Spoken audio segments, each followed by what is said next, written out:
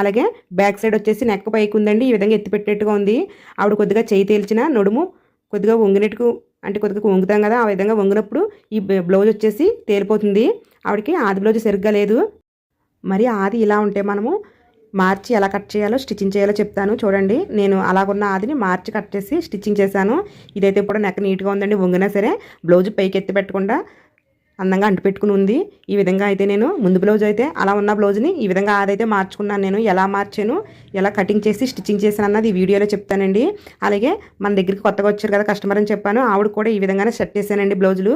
అంటే ఇప్పుడు చూడండి, మీకు ఈ 2 బస్సులు పెట్టుకున్న మార్కింగ్ ఒక లైన్ కొట్టుకోవాలి. మనము చెస్ట్ లూజు 1.5 ఇంచు పెట్టుకున్నాం కాబట్టి లైన్ కొద్దిగా క్రాస్గా వస్తుందండి, ఏం పర్వాలేదు. కొంతమందికి నడుము దగ్గర సన్నంగానే, చెస్ట్ దగ్గర కొద్దిగా లావుగా ఉంటుంది కదా, అటువంటి వారికి బ్లౌజ్ కటింగ్ ఈ విధంగానే వస్తుంది. చెస్ట్ ఎక్కువగా ఉన్న వాళ్ళకి ఇలా పెడితే బాగా సెట్ అవుద్దండి.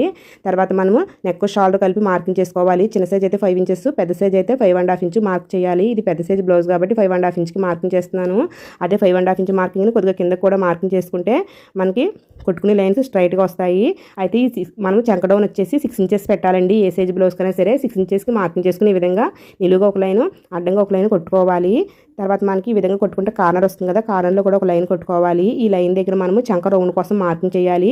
చిన్న సైజ్ అయితే 1.5కి, పెద్ద సైజ్ అయితే 1.5కి మార్కింగ్ చేయాలి.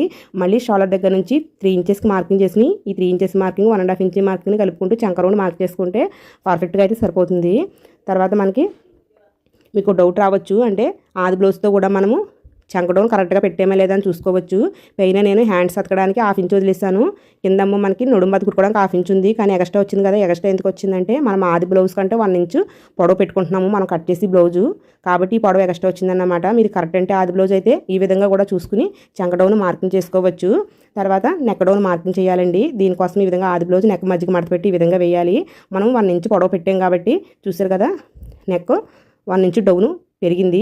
ఈ విధంగా పెరగడం వల్ల నెక్ రౌండ్ కూడా పెరుగుతుంది. మీరు ఈ విధంగా పెరిగితే కస్టమర్కి ఇష్టం ఉందా లేదా అని కూడా అడగవలసి ఉంటుందండి.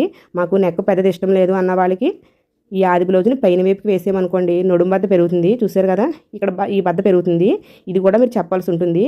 మాకు మీకు నడుము బద్ద మరీ ఎక్కువ ఉండకూడదు, నెక్ మరీ ఎక్కువ ఉండకూడదు అనుకుంటే మీరు 1 ఇంచ్ పెంచారు కాబట్టి ఆది బ్లౌజ్ కంటే కింద వైపు 1/2 ఇంచు, పైన వైపు 1/2 ఇంచు పెంచండి, సరిపోతుంది. నాకైతే ఈ కస్టమర్ వచ్చేసి నెక్ దించమన్నారు, నడుము పొడవు దించమన్నారు కాబట్టి నేను ఈక్వల్గా పెట్టేసుకుంటున్నాను. అంటే నెక్ దిగిద్ది అన్నమాట. నాకు ఇలా పెట్టేసుకున్న తర్వాత నెక్ వెడల్పు వచ్చేసి 2.5 పెట్టుకోవాలండి, పెద్ద సైజు కాబట్టి. కింద వైపు పైన వైపు కూడా 2.5